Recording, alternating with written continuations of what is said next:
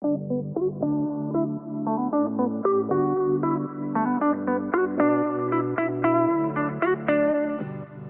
to Teal Talk, a podcast brought to you by the Ohio Alliance to End Sexual Violence. That's OAESV for short. We're your hosts, Taylor and Lori. In each episode, we speak with professionals in the field to dive deep into the intersectional issues that affect survivors in Ohio. Before we begin, we want to give a content warning that we will be discussing sexual violence and other issues that may be upsetting and triggering. If you need help, please feel free to call our resource line at 888-886-8388 during regular business hours, or the Ohio Sexual Violence Helpline 24/7 at 844-644-6435. Please take care of yourself.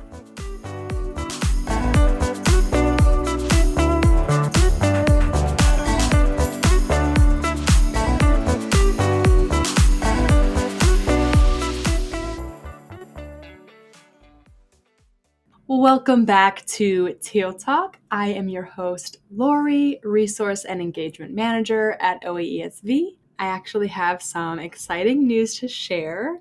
I got married! So my name changed. I'm your host, Lori Hurley, and today's episode is coming at a perfect time of year. As we move into colder months and a busy holiday season, many of us in this field are feeling stretched thin. We hear it all the time from advocates across the state. Even when we have time to relax, actually relaxing feels impossible. Our bodies stay alert, our minds stay busy, and traditional self-care advice often doesn't reflect the realities of trauma work. That's why today's conversation is such a gift. I'm joined by Hope and Cassandra of Abide Yoga. They're both yoga and mindfulness instructors who recently facilitated a workshop for our self-care retreat, which is an annual retreat that we host for our member programs, all about resilience and presence and connection and truly capacity building in this field. So what makes Hope and Cassandra's approach so special is how accessible and realistic it is. There's no pressure to be calm, no expectation to just ignore the heavy burden that you're carrying, and no one-size-fits-all practices. Instead, today we'll talk about grounding techniques that meet you where you are and how to care for ourselves in a way that honors the complexity of the work that we do. So whether you're listening at your desk or on your commute, or wrapped in a blanket with a cup of something warm, I hope this episode offers a moment of breath, connection, and ease. Let's get started.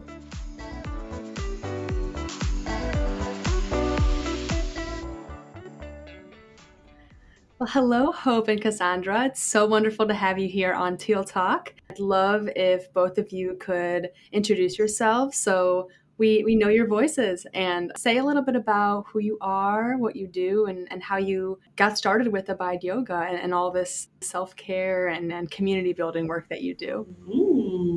Awesome. Yeah, well, I'm Hope Hamling, and almost a dozen years ago, I opened up Abide in Cleveland. And the idea at that time was to provide a more meditative, restful, slow and easygoing and mindful sort of practice with a little bit of like the more vigorous stuff sprinkled in.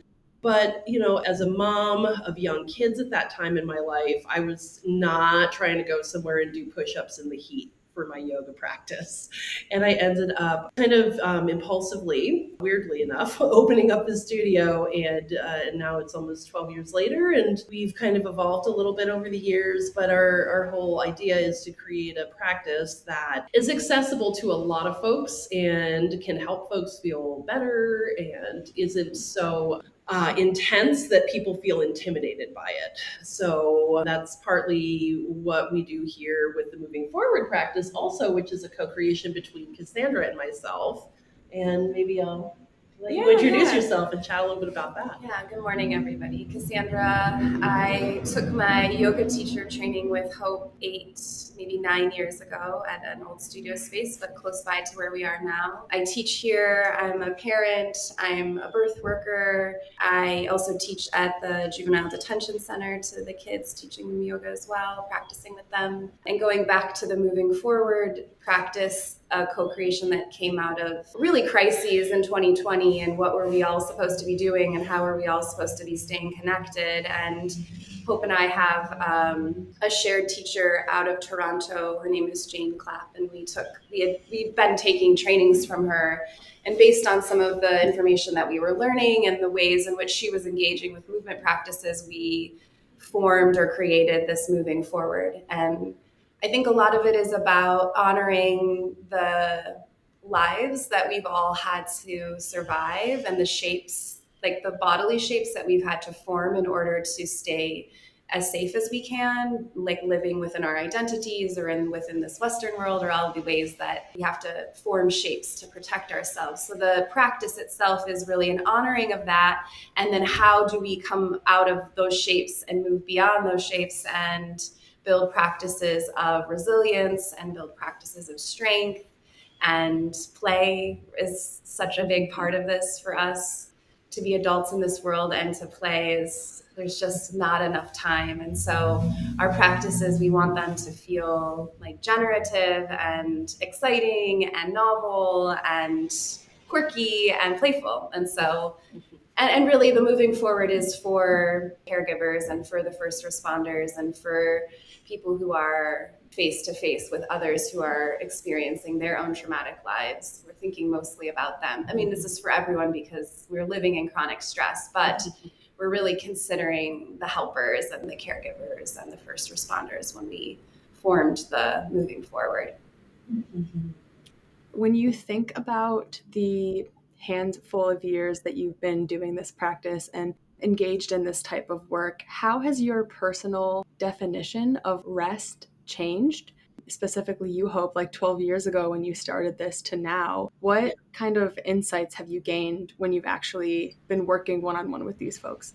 Yeah, so rest for folks who are caring for people it's a hard thing because often we forget that we have all lived through our things and we all have had experiences that have led us to being in this type of work. And when we are coming from that place, taking care of ourselves, resting, it's not just like something that you can just set aside, but many of us think we can. Many of us end up doing that, putting everybody else first, because that's sort of like how I think we're wired in a lot of ways as helping folks. Generally, my idea of rest has shifted away from like, okay, I'm going to lay down and chill, to actually finding ways to just gently build some capacity within myself so that I don't necessarily need to be crashing as hard and as often. I'm trying to think about like specific practices that have been helpful for me with that, but it involves like gripping certain things and balancing work so I can feel centered. And even in just that act of feeling centered, I feel just more rested in myself, if that makes sense. It's way less about plopping down and like literally snuggling up with the bolster and the blanket, although I still love that so much. And that is a part of what we offer here for sure. But I do think that sometimes we do ourselves a disservice when we are just constantly emitting energy and care and we don't remember to come back to center. So, yeah. And I think based on all of our experiences, we all have to define rest differently. When I think about when I first tried to enter restful yoga practices, like a restorative yoga class, which could be an hour long, but maybe you're in the same pose for 10 minutes. It was terrifying to my like physical body because, I had been in a long state of hypervigilance and being alert to what others may be needing for a long period of time. And so then when I would come into these restful practices, thank God I was guided by someone who cared about me personally, because the rest looked very fidgety. It looked very like jittery and broken up. And there was lots of tears and resistance really to stillness. And so I think we all have to really define rest for ourselves, going back to what Hope said, is like what really brings you back to your own center and what gives you life to keep moving towards what you're going for next, or who you need to care for next, or the next part of your day. Yeah, so rest for me, it looks so different than it did even 10 years ago. Now I can lay in places close to the ground with lots of support near me for 10 long minutes, and that could be enough to get me through the rest of the day. Sometimes it's shutting out the rest of the world, i.e. my phone and my computer and all of these other sort of chatting ways that will pull us away from ourselves or can pull us away. So I think rest has to look really different. I think about my mom too, who was also like a mover and a goer and a never stopper carer. And her rest were these 20-minute cat naps timed from the beginning to the end. She closed her eyes. Whatever happened in between the 20 minutes was up to her, whether she actually slept or not. But then it was like the alarm went off and she was up again. And I think about these little pockets, these little pockets of time that can really just restore us, help us remember our center. Yeah. You touched on it a little bit, but what are some like signs that your body or nervous system is in alert mode, like even when you're trying to rest? Like you might think I'm cuddled on the couch watching my favorite show, I'm resting, but what's happening internally that's, showing up maybe little signs that you're not truly at rest? Sure. Yeah, I mean, for me, like I know that when I'm like grabbing for my phone a lot, or if my mind is kind of spiraling around something that happened during the course of the day or the week ahead, sometimes I find myself unable to like actually be still, or sometimes I find myself like kind of frozen and unable to kind of like get up and do the thing. And I think that those are moments where I know that for myself, like, okay, you are kind of in like hyper arousal here, and it might be time to like chill a little bit. Yeah. When I'm observing a class, I would say, when I'm thinking about a class space and I'm being attentive and watching how other people are responding to practice, alertness looks like darting eyes, look like big beady darting eyes. It looks like a lot of just fidgeting, unable to like hold still or steady.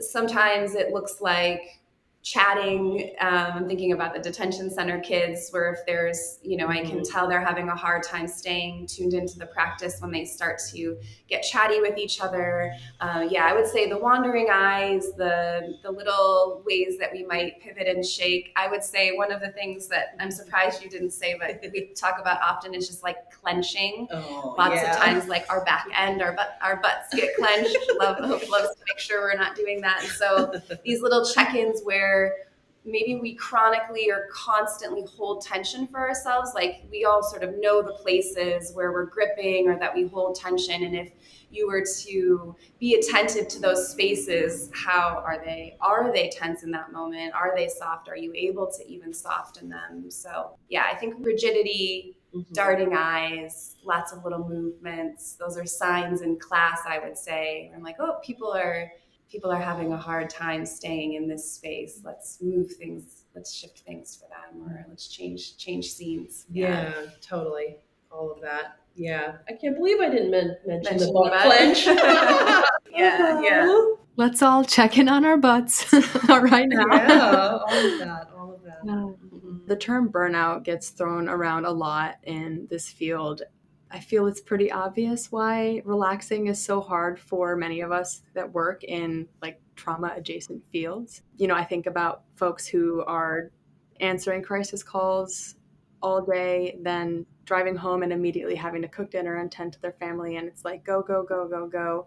Then they're just crashing in bed at night. They might feel like they're relaxing or say, my body just doesn't know how to relax. Where do you suggest folks like that even begin a kind of relaxation process? Yeah, so there are a number of ways that I would kind of suggest coming into that more centered space, which I think is kind of at the root of learning how to relax, is to be able to maybe feel your center a little bit more.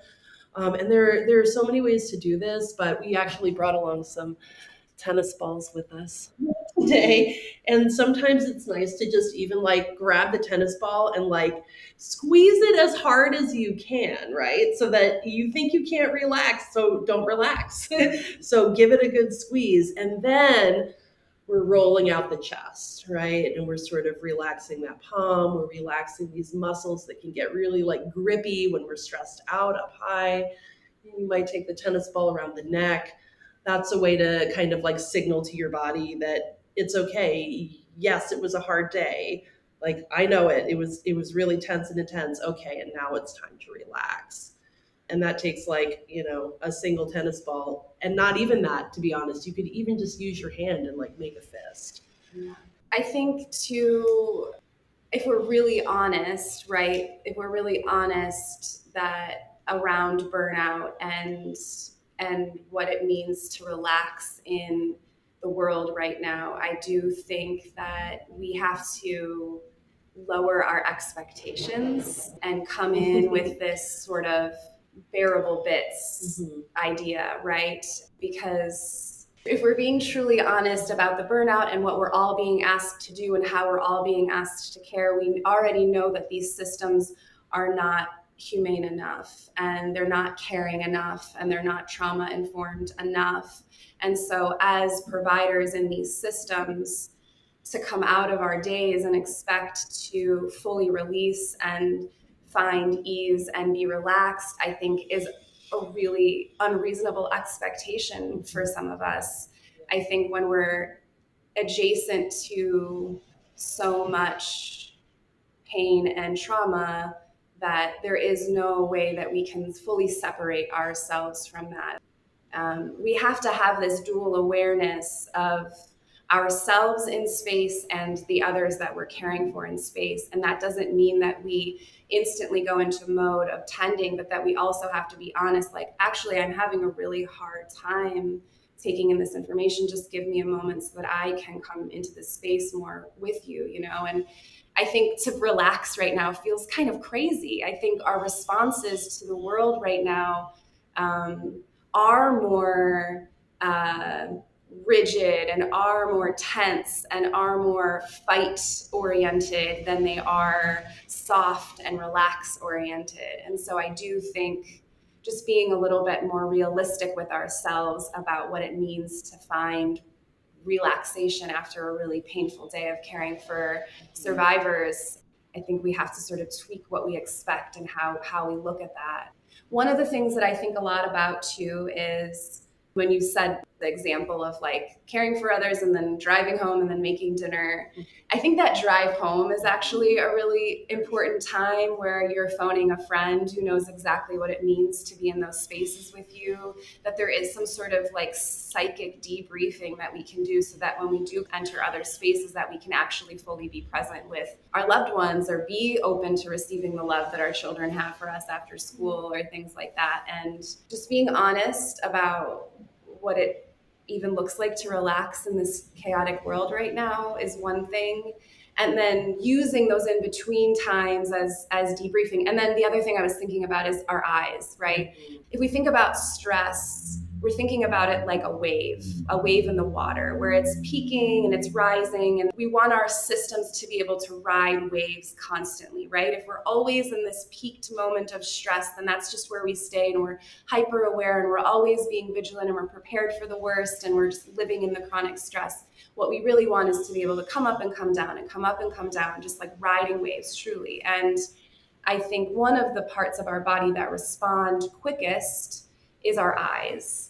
And so even if we're driving home, of course, we're forward looking, paying attention to traffic and things, but like textures and colors and nature and using our eyes to broaden what we can actually figuratively see is really important. So that's one of the ways too, I think, specifically in the detention center that I'm using to like, let's all come into this space together and whatever happened before and after, we can tend to those things. But right now, how do we help our bodies get here right now? And I think the eyes are a body part that responds quickly to practice, to engaging in a new way, to moving through stress cycle.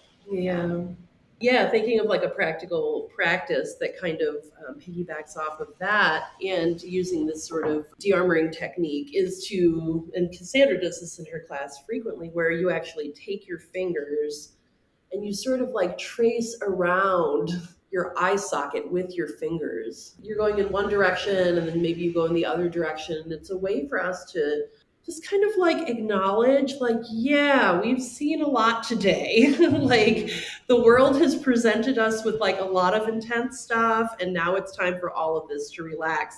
The hands and the eyes are so powerful, and using our hands on our own body is such a powerful way to help us alleviate some of this stress and tension. But I will also echo that too. Like, I don't think we should feel super awesome and happy and super duper relaxed. Like, we live in a weird time. Like, we are doing hard work, and that bit of self-compassion though goes a long way, where it's like, yes, I might not feel like I can step back from this, but I also need a reprieve for myself, and what does that look like? And for everybody it's a little bit different, but acknowledging that this has been hard to see and engage with, and then saying like, okay, maybe a little step back.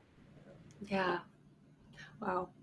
I really appreciate that you brought that up. Things are always easier said than done, and it's easy to say, you have to fill your cup or you can't pour into others, and and they're true and they're there for a reason. But what happens when you're in a situation where, yeah, you're like, I can't relax. What's wrong with me? Maybe there's nothing wrong with you. Like you said, we're living in a world that's tricky. We're working in a field that is hard and we're doing hard work. There's this idea that like we should habit stack and listen to your podcast while you're driving home and while you're cooking dinner, watch the show, or just like trying to tackle so many things at once. And I do think there's a time and place for that for sure. But for me, I find in those moments where I'm like cooking dinner and I want to play music, it's like, what happens if I don't? And I'm just chopping my tomatoes and I'm just being mindful and present. Or, when I'm in the shower, what if it's just silent and I'm listening to the water? And I feel like those moments where I'm intentionally choosing to maybe sit with the uncomfortable thought helps me get to know myself better and actually like face the fact that maybe I'm experiencing a little emotional heightening right now. And how can I work through that versus just playing Taylor Swift and blocking it out and having to face it another day. Right. Because really, what would it mean if you left your job after caring for survivors and were like able to relax right away? Like that actually kind of feels like a wild expectation if we even claim it to be something like that. Like, what would that even mean for yourself? And right, really what you're saying too is less of the external and more of the like, where are those moments that you can just stay with the icky kind of mess of the day that might still be, or surrounding you, or might still feel like you're penetrated by, how do we make moments, even if it is truly just a moment, to stay with those things long enough for them to have time to be felt and honored, respected, and then maybe there is some sort of moving on. Oftentimes we come to this work because we've had our own experience, right, that has led us to want to care for others. So say I've had a traumatic experience in my life that's led me to be the yoga teacher. I think we have an obligation to ourselves and our clients or our patients or the people that we're in community with to check back in with ourselves frequently to make sure that why we are here is not overriding how I show up in space, right? And so we have these opportunities to show up for others in their traumatic experience, but most of the time we landed here because we've had our own traumatic experience, and we just need to make sure that we're tending to that so that it doesn't just sort of bounce back and forth between our own experience and then this outward giving, and then we have not tended to the reasons why we've showed up as care providers or givers. And I think that's some of that discomfort or those moments in the day where we should be responsible to stay with ourselves quietly, to be with the discomfort or the pain or the grief of what we've witnessed, what we've experienced ourselves. Yeah. Vicarious trauma is not just like language. That's a real lived experience for so many of us. And it is tricky and it is complex, but we have an obligation, I think, to ourselves and to each other. Yeah, just to be checking in. So you mentioned at the top of the episode that one of the goals with Abide Yoga was to make yoga and mindfulness accessible. What does that look like? And what would you say to someone who's just like, The downward dog, that's not for me. The deep breathing, that's not for me. Yeah, so that's something that I do hear actually on a very regular basis. And one thing that I just always have felt is that, like, it's really not my goal in life to convince people to do the thing necessarily.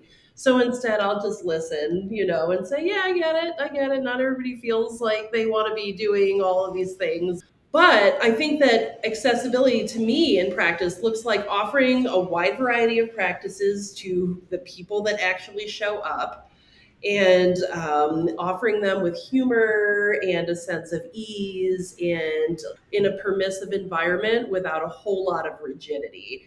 Because I feel like in a lot of ways, adults live their lives in different settings that are actually, I would say, fairly high expectation kind of settings, or where there's just a lot, yeah, that they are kind of juggling. And not to say that you're going to come here and just do nothing, because that's usually not the case.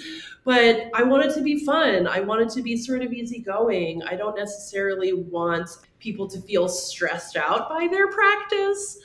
But yeah, as far as the practice goes, I try so hard not to be so hard. Yeah. you know? Hope does a great job in class. I can like hear her saying it over and over to people, like, you can do this, you can do this, you can do this, or you can do this, or you can do nothing, and it is a lot of permission. I think Hope is you're such a strong presence for permission, and whether it's verbalized over and over again in the space, or you're also practicing the permission in front of others, I think that just gives people agency and returns them their own agency often. But Hope's so good at that, is just giving lots of options and opportunities. And yeah, I think if we looked at the Western definition of yoga, it isn't for everybody, right? And so I think that people feel righteous in that reality that yoga in the way in which most people practice it in the West isn't for everybody. Mm-hmm. And so I think we have to kind of unlearn what we think yoga is first before we even kind of approach a movement practice. It's like, why do I think that this is the body and what I have to wear and what happens, right? We have to navigate that own thing first, of the definition that the Western world has put on yoga. And then we have to decide why we want to even be in these spaces. And that is what yoga is, right? Yoga is so different for each individual on a daily, hourly, practice to practice basis. It looks so different. Sometimes it has nothing to do with deep breathing at all. It just has to do with being able to notice your breathing at all, in any sense of the way. And so I think there's some unlearning, unpacking that we have to do for the folks that think that it's not for them. And then there's this defining it for ourselves, because really this is about a practice of the most presence, curiosity, compassion that we can give towards ourselves, so that we can also then extend that to others. That is the practice for me, right? I come to my mat so that I can live out my values outside of the studio, so that I have the wherewithal, the centering, the understanding of myself to be able to then take the values that I hold and present them to the rest of the world, that I can live out my practice, right? I think we all have to do a lot of unpacking, unlearning first, and then come into it and decide, what do we even want yoga to be? Yeah. When I first opened the studio, I actually had this window decal that said no flexibility required, because I really wanted people to feel like, and literally anybody, if you have the ability to notice and feel your body, or you can learn that process, then you can practice yoga. Yeah. It could be yoga or a million other things, but what is something that can help connect you back to your why? Mm-hmm. Yes. Very much so. Mm-hmm. Or a permission slip. Yes. We were just talking about this before we recorded. We're entering a season of Ohio weather that can be dark and dreary and not full of sunshine. So I'd love if we could end this episode with a message to our folks at the Rape Crisis Centers doing this work. What's a permission slip that you'd grant them as we enter this season of life and the new year. We cannot separate ourselves from nature. And if we are to look around us to see what nature is doing in order to survive the winter, there is a preservation that has to happen. Animals are hunkering down. They have made their collections. They are finding their warm spaces to be. Any extra excess leaves, flowers have died and have dropped to the ground so that they can become nourishment. I think if we are to be true to ourselves, we have to relate back to nature. And what does it mean to winter right now? It means to preserve our energy. It means to be in a storage time, protection, stillness, resting, and keeping those tethers back to each other, right? As we all store our energy and as we all preserve ourselves and as we stay in more, and that there's less sort of externalizing our experiences being out in public spaces or things like that, that we still stay tethered to each other, keep connected in the ways that feel life-giving, because it is so damn gray and it is so cold and it feels like it lasts forever. Yeah, I think it's honoring nature. It's being just as much like the squirrels and the chipmunks and the rabbits as we can be. And for me, it's a lot of like shifting small things. The way I eat is one thing that I do that really does help me feel grounded, right? It's like sweet potato and cinnamon and cumin season, right? We're doing less of the raw vegetables, less of the hard things to digest, and more of the things that are really easily consumed and digested by our body. So that we can preserve our energy, right? So that we're not using so much energy to warm up the cold salad. The cold salad The or the iced tea, right? We hold that energy for ourselves and we build warmth from within. That's where the cinnamon and the cumin and all those warming spices come in, is we're building our own warmth from within. I think that's a really important part. And again, going back to the nature, remembering that there's going to be blooms again, there's going to be green grass again, like that there is this forward hope. We just have to be still and rest and stay connected to each other in the midst of it. But that there will be some other season that comes next, and it will be much brighter and much warmer. Just hang on for the ride, basically. Yeah. And I think about how, like, even hibernating bears pop out of their dens fairly regularly. Like, people often think, oh, they go in there and they don't come out. That's not true. They actually do pop out. And maybe we can make like those hibernating bears and pop out and just maybe like spend a moment in nature. Again, I'm a firm believer in like actually getting outside every day, even if it's cold as could be. Like, get some gear, get cozy, look at the sky, remember to do this and not just this. Winter for me is a time where, like Cassandra was talking about food, and I am like the soup and broth queen, so I have been like brothing it so hard, but also eating foods that have that kind of energizing quality. In the winter time, I do rely on eating denser foods, oilier foods, heavier foods to kind of keep me feeling grounded and energized. And in the summer, I could eat a cucumber and be fine, but in the winter, that's not going to do the same thing. So that certainly has something to do with it. Also, I'm just doing my very best to try to do something like absurd, maybe once a week, where I'm like, what the heck? What am I doing? Like, for instance, I was out for a walk the other day and I walked by a fire hydrant and I decided I'm going to get up on that fire hydrant and like put my feet on either side. It was like, woo! And that was my absurd moment and it felt really good. So I don't know, every now and then, like when stuff gets really dreary, dark, hard, I feel like bringing in that bit of levity, whatever that looks like for you, I think can go a really long way. Yeah, so, some whimsy. Yeah. And the secret about Cleveland is that in the winter, there's not many people out in all of these spaces, right? The lake or deep in the woods. And so there is this sense of quiet.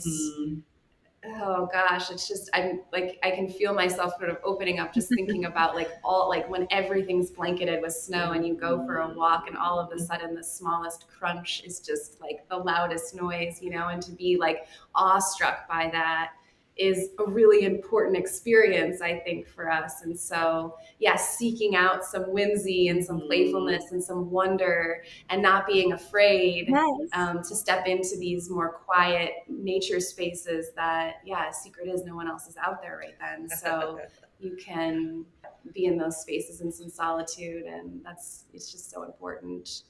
Yeah. And I think remembering that we all have practices, right? We all have things that we already lean into, right? Whatever those nourishing little bits of our day are. In the winter, I'm always trying to just like add one other thing to it. So if my first thing of my day is like the warm water, like then what can I do after the warm water that will just add on to my ritual? It might take me literally 30 seconds to drop ginger or honey or lemon or something that feels like exciting in my water, but like, how do I add on to these small little practices, these rituals that we all have, whether we think about them as ritual or not? We all have practices that we lean into when things feel difficult or when we want to offer ourselves a moment of care. And so building out from that, right? Just adding on to them. Winter is the perfect time to do that because we do have more time in our homes. And so, just building out more ritual. Yeah, Resmaa Menakem, who is the author of My Grandmother's Hands, writes about this, and he calls it a self-growth routine, where like when things are really hard or really, unsettling, or you are just kind of like overburdened or you're burning out, rather than, like you were talking about habit stacking before, rather than like trying to do more in that regard, it's like, how can I just take better care of myself? Can I get more sleep? Can I drink more water? And it's like going back to those very basic things that we sometimes just forget when everything starts to get gray and dreary in Cleveland winter. I like to think of like, what are my non-negotiables to my own self-care too? And one of them for me is like, I will get 8 hours of sleep a night, period. Yeah. Does that mean I skip my morning workout? Sure does. I mean, I just like shift it to another time because for me, sleep is the most important. So I like to think about that. Like, instead of what can I add on to my life to make me better in terms of habits, what can I do to tend to my actual like needs, my rest, my eating, my drinking? I love this episode so much. Thanks for having us. It's fun. I know now I'm like, okay, I'm going to buy a tennis ball. It'll fit in the cup holder in my car. I'm going to go into the woods when no one's there and grab 2 sticks and pretend to be like a deer. So I have a little whimsy in my day. So good. I want to do that. Yeah. Just frolic around like a buck. Awesome. Amazing. Thanks. Take care. Thanks for listening to Teal Talk. We hope you enjoyed our deep dive into intersectional issues affecting survivors in Ohio. If you like what you heard, subscribe and leave us a 5-star rating and review, recommend us to a friend, and follow us on Instagram and Facebook at OAESV and Twitter at Ohio Alliance ESV. If you'd like to learn more about us and the services we offer, sign up for our email list, or read a transcript of this episode, visit oaesv.org. Want to share a comment or ask a question for a future episode? Just click on the link in the show notes to leave us a voicemail. And remember, we're here to help. Feel free to call our resource line at 888-886-8388 during regular business hours, or the Ohio Sexual Violence Helpline 24/7 at 844-644-6435. See you next time.